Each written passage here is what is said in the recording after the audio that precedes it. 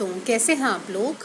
I know there is a huge delay क्योंकि मेरे exams चल रहे थे और मैं ऐसे ही हड़बड़ी में आपको नहीं करंट अफेयर्स प्रोवाइड करना चाहती क्योंकि मेरा भी हाफ टेंशन होता, तो इस वजह से अच्छी तरीके से कन्वे ही नहीं हो पाती चीज़ें। सो मिसकम्युनिकेशन होता। सो इससे बेटर था कि मैंने एक ब्रेक लिया एंड अब आज finally these things are over, so will continue with the current affairs. I hope you'll understand my problem and we'll continue it from today. सो पहला आर्टिकल है जीएस पेपर 1 से रिलेटेड क्विट इंडिया मूवमेंट के बारे में। इसके बारे में I will request you कि स्पेक्ट्रम से पढ़ें, एक बार दोबारा रिवाइज करें क्योंकि यहाँ तो ऑब्वियसली छोटा लिखा होगा। दोबारा से क्विट इंडिया मूवमेंट एक बार को रिवाइज कर लें, ठीक है। तो 8 अगस्त 2020 को इसकी 78th एनिवर्सरी मनाई गई थी, ठीक है। तो इसको अगस्त क्रांति दिन भी बोला जाता है 8 अगस्त को। तो क्विट इंडिया मूवमेंट था क्या, नाम से समझ में आ रहा है भाई, इंडिया को क्विट करो। कौन क्विट करेगा? द ब्रिटिशर्स क्विट करेंगे, है ना। सेकेंड वर्ल्ड वॉर हुआ था, ठीक है, 1939 में स्टार्ट हुआ था। तो जापान किसका पावर था? एक्सिस पावर का पावर था। आपको पता होगा एलाइड एंड एक्सिस दो पावर्स होती थी हर वर्ल्ड वॉर में। तो एक्सिस पावर का पार्ट था Japan and they were oppose to the British in the war and were gaining into north eastern frontiers of India, ठीक है। तो ये क्या था, जापान धीरे धीरे हमारे नॉर्थ ईस्टर्न पार्ट में, आपको याद होगा अगर किसी ने अमेजन प्राइम पे फॉरगॉटन आर्मी नहीं देखी है तो आप देख सकते हैं, उसमें आईएनए के बारे में काफ़ी अच्छा बता रखा है, ठीक है। तो म्यांमार वहाँ पे जो रीजन था एंड वो क्या हमारा जो आईएनए ने जो लेगेसी इनहेरिट की थी नॉर्थ ईस्टर्न पार्ट में, तो वो सब आपको दिखाया जाएगा उसमें।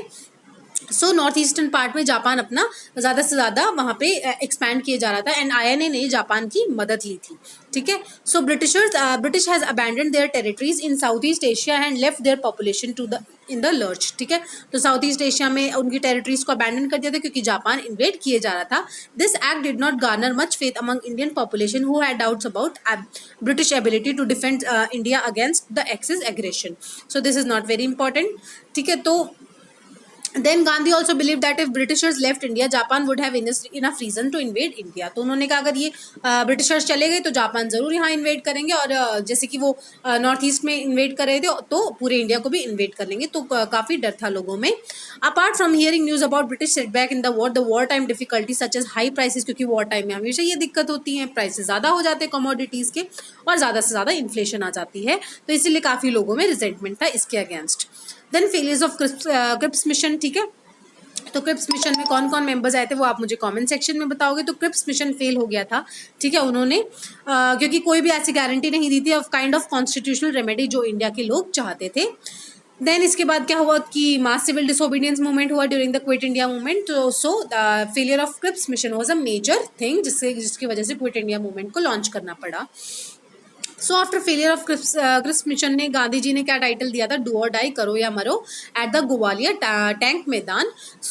ये रिजोल्यूशन में क्या था क्विट इंडिया मूवमेंट के रिजोल्यूशन में? And immediate end to British rule, की ब्रिटिश राज खत्म हो जाना चाहिए।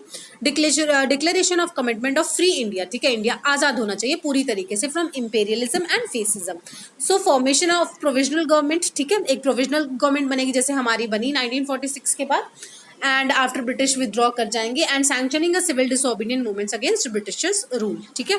तो हम क्या करेंगे? सिविल डिसोबीडियंस करवाएंगे एंड इंडिया को फ्री करवाएंगे from British rule and the imperialism. Gandhi ji ने क्या इंस्ट्रक्शन दी? गवर्नमेंट सर्वेंट्स को बोली कि भाई रिजाइन मत करो पर प्रोक्लेम रॉयलिटी, अपनी जो लॉयल्टी है वो इंडियन नेशनल कांग्रेस की तरफ अपनी रखो, ना कि ब्रिटिश सरकार की तरफ, ठीक है। सोल्जर्स को बोला कि आर्मी के साथ रहो पर आपने कभी भी जो अपने साथ वाले लोग हैं या इंडियंस हैं उन पे फायर नहीं करोगे। यू शुड मतलब आपको ये प्रण लेना पड़ेगा। पीजेंट्स को बोला pay agreed upon rent if the landlords are anti government, government के खिलाफ है तो उनको रेंट दो, अगर गवर्नमेंट के साथ हैं तो उनको रेंट ही मत दो। स्टूडेंट्स को बोला अगर आप अपनी स्टडीज छोड़ सकते हो, अगर आप कॉन्फिडेंट हो तो आप छोड़ दो वरना आप मत छोड़ो।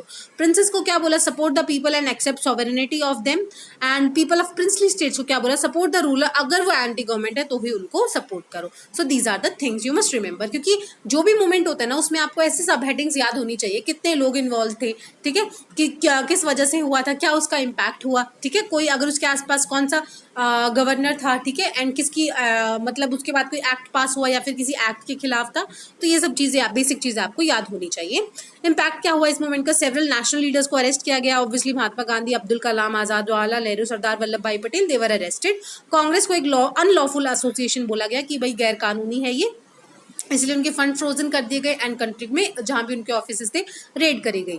First half of the movement was peaceful, पहला पीसफुल था क्योंकि गांधी जी का यही आइडियल है कि भाई हम वायलेंस नहीं करेंगे, हम पीसफुल प्रोटेस्टेशन करेंगे, तो पहला पीसफुल था। पर सेकंड हाफ में जैसे ही गांधी जी अरेस्ट हुए उसके बाद से ये काफ़ी ज़्यादा रेड होने लगी, फायरिंग होने लगी, मतलब जो सरकार के खिलाफ, ब्रिटिश सरकार के खिलाफ काफ़ी वायलेंट वो हुए, प्रोसेशंस हुए। So viceroy council of Muslims and communist party and American supported Britishers, ठीक है, तो जो हमारे मुस्लिम लीग थी एंड कम्युनिस्ट पार्टी थी उन्होंने हमारा ये क्विट इंडिया मूवमेंट को सपोर्ट नहीं किया, but they supported the Britishers. Drawbacks क्या रहे? सबसे पहली बात तो भाई वायलेंट मेथड्स का यूज़ किया, क्योंकि वही बात होती है ना, जब आप किसी के लेवल पे गिर के आप उनसे बहस करते हो ना, तो वो अपने लेवल पे आके आपको बीट कर ही देंगे। तो हमने वायलेंट मेथड्स का यूज़ किया and Britishers took advantage and हम पे उन्होंने काफ़ी ज़्यादा एट्रोसिटीज़ करी। Lack of leadership did not lead to well coordinated guidance, क्योंकि क्या हुआ, पहले साइलेंट फेज था, उसके बाद महात्मा गांधी अरेस्ट हुए and therefore lack of leadership की वजह से काफ़ी ज़्यादा अनरेस्ट हो गया था। Some parties did not support, ये होता कि गांधी जी अरेस्ट हो गए या कोई और अरेस्ट हो गए तो कोई तो कमान संभालने वाला था, पर नहीं, सम पार्टीज ने सपोर्ट ही नहीं किया, जैसे मुस्लिम लीग, CPI, हिंदू महासभा, इन्होंने सपोर्ट नहीं किया। मीनवाइल सुभाष चंद्र बोस ऑर्गेनाइज, तो उन्होंने INA ऑर्गेनाइज कर लिया था, आपको मैं बता चुकी हूँ, फॉरगॉटन आर्मी देख सकते हैं। INA and Azad Hind government को फॉर्म कर लिया था आउटसाइड द इंडिया। एज सी राजगोपालाचार्य ने भी बोला कि भाई हम कंप्लीट इंडिपेंडेंस के फेवर में नहीं हैं। तो क्या होता था कि within the Congress there were multiple ideologies, कोई चाहता था कि भाई हम फ्री हों, कोई चाहता था कि हम फ्री हों पर सरकार के अंडर हो, कोई चाहता था हम कम्प्लीटली फ्री हों या फिर ब्रिटिश सरकार जाए ही ना, ठीक है, तो बहुत सारी आइडियोलॉजीज थी। तो सी राजगोपालाचार्य जी की ये आइडियोलॉजी थी, so he quit India movement and resign from the INC। सो क्या है कि it is a watershed movement in the sense that it prepare the ground plan for future politics, कैसी होना चाहिए, and in the true sense we the people of India who fought the Indian freedom. तो पहली बार सारे masses इकट्ठा होकर आए क्योंकि करो या मरो का स्लोगन दिया गया था। Then Aruna Asaf Ali known as the grand old lady, ठीक है, अब ग्रैंड ओल्ड मैन किसको कहा जाता था, अब आप वो मुझे कमेंट सेक्शन में बताएंगे। Of the independence movement is non for hoisting the Indian flag in the Gwalior tank मैदान इन मुंबई, ठीक है, तो इंडियन फ्लैग को होइस्ट किया गया था during the quit India movement. Female leaders like Usha Mehta, उन्होंने क्या हुआ, अंडरग्राउंड रेडियो स्टेशन की स्थापना करने में मदद की, जिससे क्या होता है, कम्युनिकेशन लाइन्स ईजी हो गई, ठीक है। द नेक्स्ट आर्टिकल देख लेते हैं। Pradeep Kumar Joshi appointed at UPSC chairman, तो UPSC के जो पॉलिटी का लास्ट चैप्टर है उसको रिवाइज कर लेते हैं। सो हु अपॉइंट्स चेयरमैन, तो आर्टिकल 316 कहता है appointment and term of office of members, तो कौन अपॉइंट करता है, प्रेसिडेंट अपॉइंट करता है, किसको, UPSC को या ज्वाइंट कमीशन के मेंबर्स को। Joint commission 2 and more states का इकट्ठा commission, and in case of state commission तो गवर्नर अपॉइंट करता है, ये इंपॉर्टेंट है। टर्म कितना होता है भाई, 6 साल का होता है, ठीक है। एंड यूनियन कमीशन है उनके 65 ईयर्स का टेन्योर होता है, एंड स्टेट कमीशन और जॉइंट कमीशन के जो मेंबर्स होते हैं उनका 62 ईयर्स का टेन्योर होता है, या which ever is earlier. Reappointment का मतलब क्या होता है कि भाई वो एलिजिबल है या नहीं रीअपॉइंटमेंट टू दैट ऑफिस, तो नहीं, उस ऑफिस के लिए वो री एलिजिबल नहीं है। मान लो कोई चेयरपर्सन है ना, तो वो दोबारा से चेयरपर्सन नहीं बन सकता, दैट मीन्स उस ऑफिस के लिए वो इनएलिजिबल है। पर क्या है, कोई मेंबर अदर देन चेयरमैन, मान लो कोई क्या होता है, चेयरपर्सन प्लस कुछ मेंबर्स होते हैं ना, तो मान लो इन्हीं मेंबर में से कोई अगले साल चेयरपर्सन बना दिया, तो हाँ ये एलिजिबल है, पर सेम ऑफिस पे वो एलिजिबल नहीं होता, वो दूसरा ऑफिस हो गया ना चेयरपर्सन का, तो वो दूसरे ऑफिस के लिए एलिजिबल है पर वो सेम उसके लिए एलिजिबल नहीं है, ये आपको ध्यान रखना है, ठीक है। And members other than chairman shall be eligible for appointment as chairman, ठीक है, but not for any other employment, ठीक है, तो ये इनएलिजिबल होते हैं to reappointment to that office and also to the employment other under the government of India and government of states. Also the chairman of state public service commission shall be eligible, कि भाई वो जो UPSC का chairman बन सकता है, तो ये भी पॉसिबल होता है। आर्टिकल 317 क्या कहते हैं, 316 हमने देख लिया, 317 रिमूवल एंड सस्पेंशन, ठीक है, तो चेयरमैन को सिर्फ कौन हटा सकता है, प्रेसिडेंट, एंड वो जो on the ground of misbehaviour after supreme court को रेफरेंस देना पड़ेगा कि भाई इस पर कार्रवाई करो, देखो बहुत ज़्यादा इसके रेफरेंस से मिसबिहेवियर करे जा रहे हैं, तो सुप्रीम कोर्ट रेफरेंस देंगे, then the things will happen.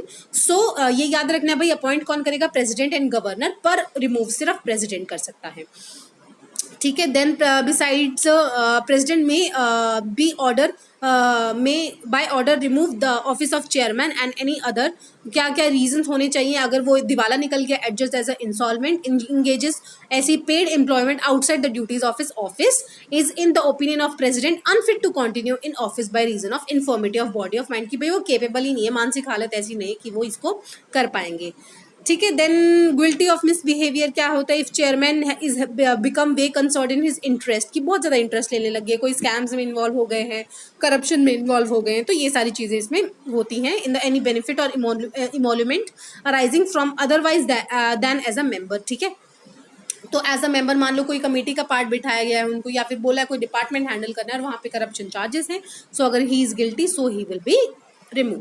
So these are the thing you must remember. Article कौन सा, 316 317 यू मस्ट रिमेंबर। ठीक है, देन देख लेते हैं लोक अदालत हेल्ड ऑनलाइन। तो first of its kind in the country the Delhi service legal service authority, क्या उन्होंने ई लोक अदालत ऑनलाइन करवाई है। ठीक है, तो इन ई लोक अदालत ऑनलाइन लिंक पहले भेजा जाएगा आपको, जैसे कि मान लो कि कोई भी लिंक भेजते हैं कि भाई इस लिंक पे क्लिक करो, फिर वो पेज पे रिडायरेक्ट हो जाते हैं। लिंक भेजा जाएगा बाय समा क्या है, ऑनलाइन डिस्प्यूट रेजोल्यूशन प्लेटफॉर्म।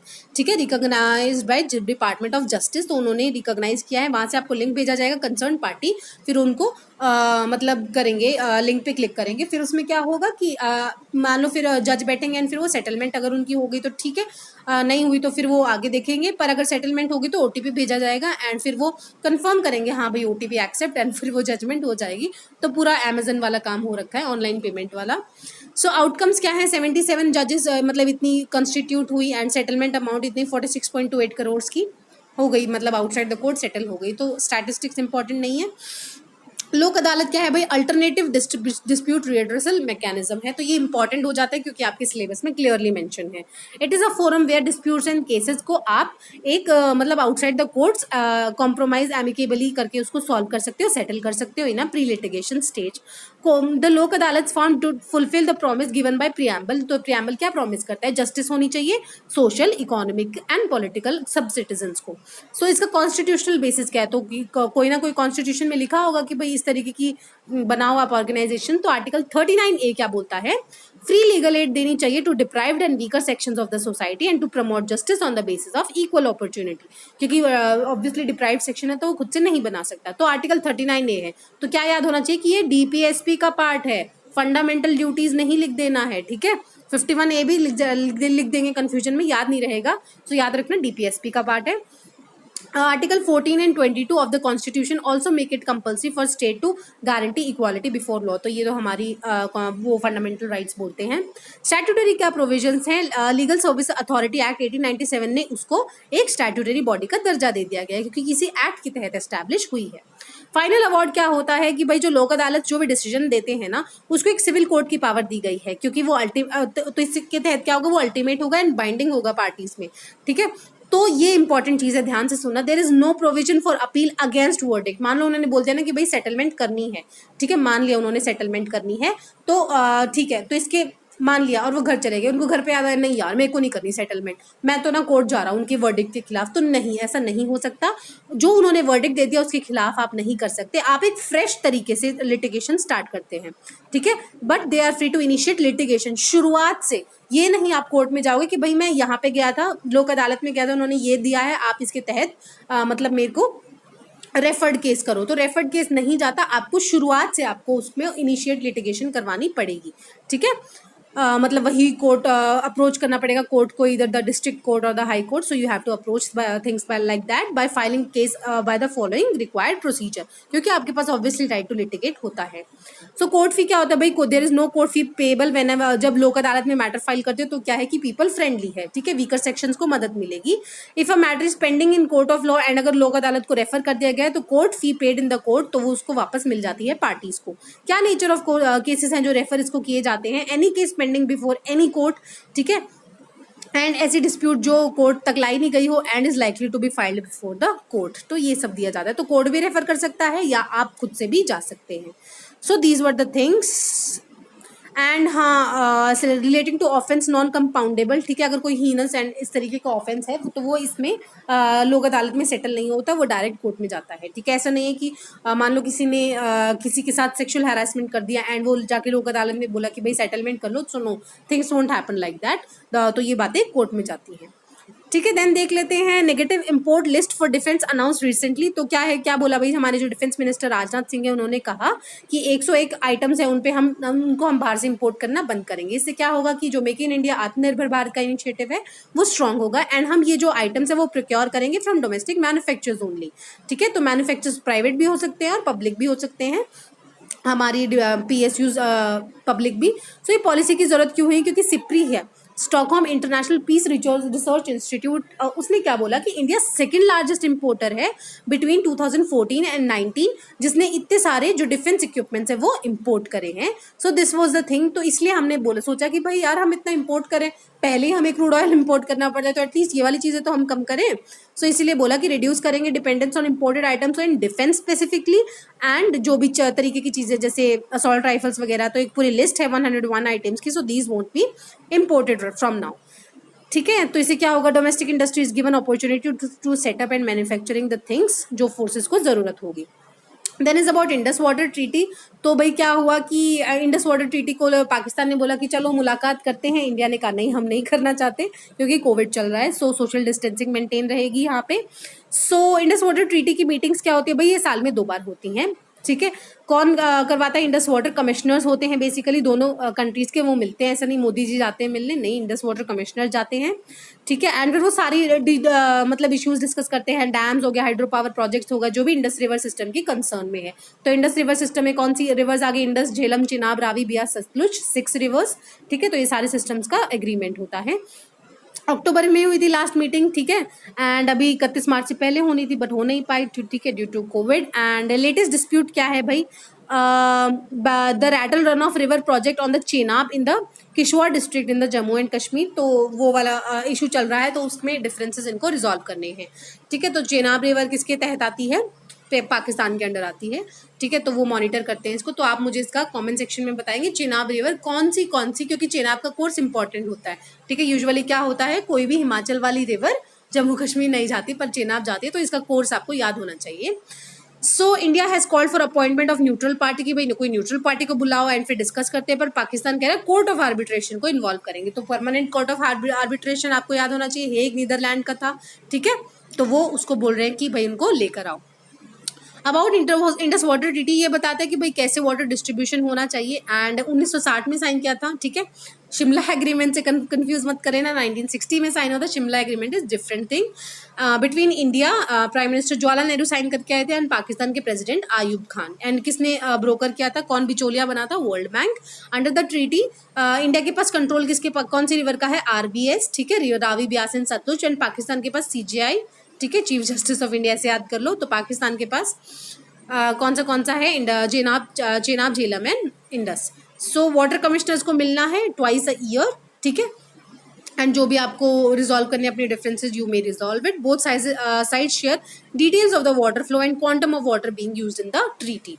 ठीक है, तो इससे क्या होगा, ऑब्वियसली कंट्रीज मिलती है, कॉपरेशन होता है, इन्फॉर्मेशन एक्सचेंज होती है, and the use of river के तहत इनकी इन्फॉर्मेशन मिलती है। तो जैसे कि आपको पता ही होगा, मैं थोड़ा पिछला रिलेट कर लेती हूँ, पाकिस्तान ने अपना नया मैप जारी किया है जिसमें उन्होंने साफ साफ बोला है कि भाई जो ये POK है इसको illegally territory occupied by India बोला गया है। ठीक है, पर लद्दाख पे उन्होंने कुछ नहीं बोला है, because obviously due to Chinese presence. तो लद्दाख पे उन्होंने कोई भी नहीं बोला। जो गुजरात में हमारा जूनागढ़ एरिया है, ठीक है, उनको भी बोला है कि भाई ये हमारा एरिया है। सर क्रीक लाइन जो डिस्प्यूटेड था उनको भी बोला गया है। ठीक है, तो ये कुछ एरियाज हैं जो पाकिस्तान ने अब बोला है कि ये एरियाज हमारे हैं। So this is the thing. Then देख लेते हैं एग्रीकल्चरल इंफ्रास्ट्रक्चर फंड। अब इसके बारे में हम पहले भी पढ़ चुके हैं कि जो प्रधानमंत्री नरेंद्र मोदी जी ने बोला था कि भाई एग्रीकल्चर इंफ्रास्ट्रक्चर फंड हम एस्टैब्लिश करेंगे। इससे क्या होगा, जैसे कि पोस्ट हार्वेस्ट जो लॉसेज होते हैं ना, जैसे कि सड़ गया खाना, टमाटर, अब आपको याद होगा कि बहुत सारे लोग लॉकडाउन में लोग खरीद नहीं रहे थे, तो लोगों ने टमाटर सड़कों पर फेंक दी। क्यों? क्योंकि हमारे पास कोल्ड स्टोरेज नहीं है एडिक्वेटली, है ना। तो आत्मनिर्भर भारत के तहत इसको लॉन्च किया गया। इस फंड को ₹1 लाख करोड़ का दिया जाएगा। Pan India central sector scheme है, सेंट्रल सेक्टर है तो सारी फंडिंग सेंट्रल देगा। ठीक है, सेंट्रली स्पॉन्सर्ड में सेंट्रल और स्टेट में शेयर हो जाता है। पैन इंडिया है, सारे इंडिया में लागू होगा। Medium and long term debt financing facility, मतलब आप उधार ले सकते हो for investment in viable project. Cold store वगैरह बनाना है, ठीक है, पॉली हाउस बनाना है, तो आप उसके लिए उधार ले सकते हो, लोन ले सकते हो। एंड सरकार आपको कुछ उस पर इंटरेस्ट सब्सिडी देगी। मान लो आपका 9% इंटरेस्ट लग रहा था तो आपको 3% उसका सरकार देगी, तो आपको बस 6% इंटरेस्ट ही देना पड़ेगा। किसके लिए? अगर आप post harvest management infrastructure and community farming assets बना रहे हो तभी आपको ये इंटरेस्ट का मतलब छूट मिलेगी।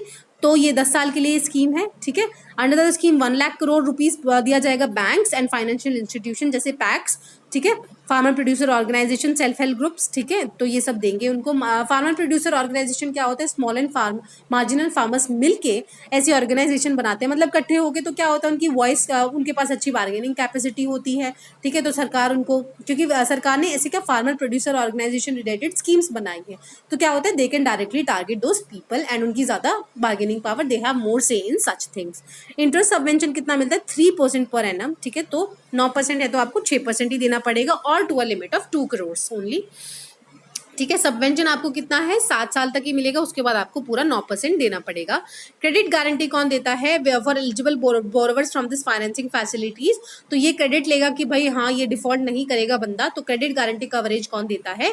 Credit guarantee fund trust for micro and small enterprises scheme for loan up to ₹2 crore, तो ये क्रेडिट लेगा, ठीक है, कि आपको इतना पैसा मिलेगा एंड बैंक्स को ये क्रेडिट देगा। This fee for this coverage will be paid by, ये भी सरकार ही देगी। एंड एफपीओ जो फार्मर प्रोड्यूसिंग ऑर्गेनाइजेशन है उसकी क्रेडिट गारंटी कौन लेगा? FPO promotion scheme of department of agriculture corporation and farmer welfare, तो ये वाली मिनिस्ट्री उसको पैसा देगी।